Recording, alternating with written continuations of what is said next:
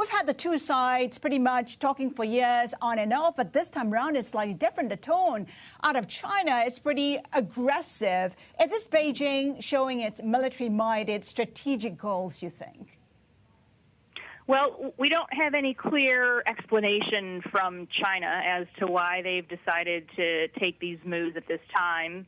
My own view is that we should also see this in light of the fact that we are seeing increased Chinese territorial assertiveness in other parts of Asia as well. So we have to evaluate this as part of a pattern of behavior.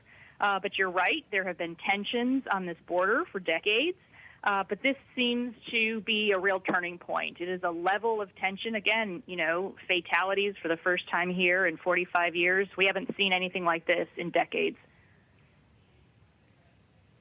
How much motivation is there on both sides to ease the tensions? We know that both China as well as India are increasingly nationalistic. Right. They are both increasingly nationalistic. This has been a border that, let's say, they both continue to patrol it. They both continue to claim the same area of territory. But I think the steps that China appears to have taken, fortifying, bringing in thousands of troops, have pushed this engagement to a new level of tension. Alyssa, you mentioned about China's, soft power that we're seeing in the region.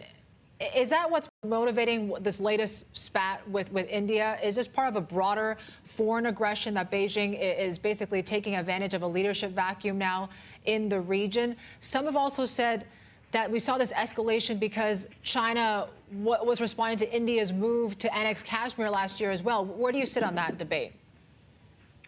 I've got to be honest, I really don't know. We haven't gotten any clear indication from China about their reasons for this particular move at this particular time. We may never get any explanation. There are a variety of theories floating around in the Indian media as well as, frankly, in the U.S. and international media. One theory of which includes what you just mentioned, that China is responding somewhat delayed to India's removal of the traditional autonomy for the Kashmir region last summer, in a process through which it created a union territory of Ladakh. But there are other theories that China resents the fact, for example, that India has grown closer to the United States and U.S. allies like Australia and Japan. I read one theory that China may resent the fact that India is now in a leadership position in the World Health Organization. So I think there's another theory that China is acting, having recently seen India build more roads in this particular area. So, I think we'll find out what really was the motivation, perhaps, when an historian writes about this 40 or 50 years from now. And the U.S. has, in a way, endorsed the unilateralism that India has shown, maybe as a part of a strategy here to really build up India as a regional hegemon and contain China as well. To what extent do you think D.C. is actually facilitating Beijing's rise in the region as well?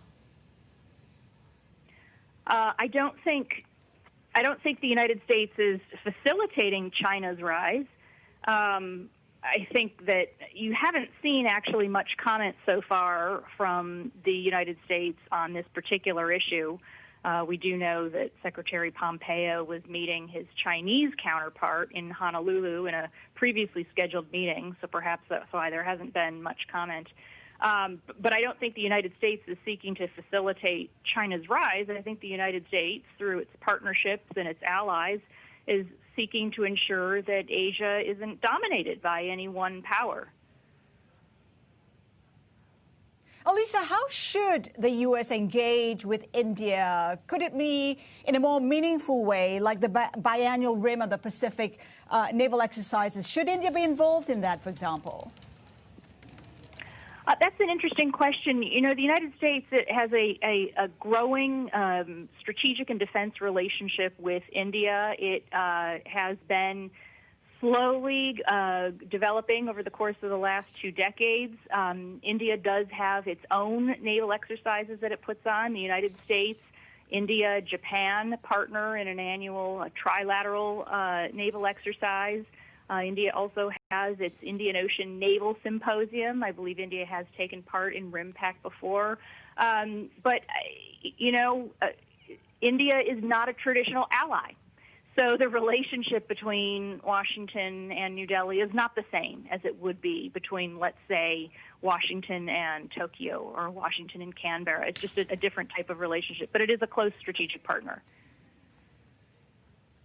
And Alyssa, if I were a business right now that operates both in China and India, how should I be viewing this? I mean, you see companies like Alibaba, Huawei, Tata, they have customers on both sides. E-commerce companies have major Chinese backers as well. How concerned should businesses be over these latest tensions? Well, we just saw, in fact, I was just reading before we got on this program that the Indian government has taken the decision to bar Chinese telecom equipment from India. And they're about to cancel a 4G telecom equipment tender. So I think that's the first step that the Indian government is taking after these tensions and the troop fatalities on the border. We'll have to see what other kinds of steps the Indian government looks to take. But I wouldn't be surprised to see the Indian government reevaluate and tighten its scrutiny of Chinese investments in India.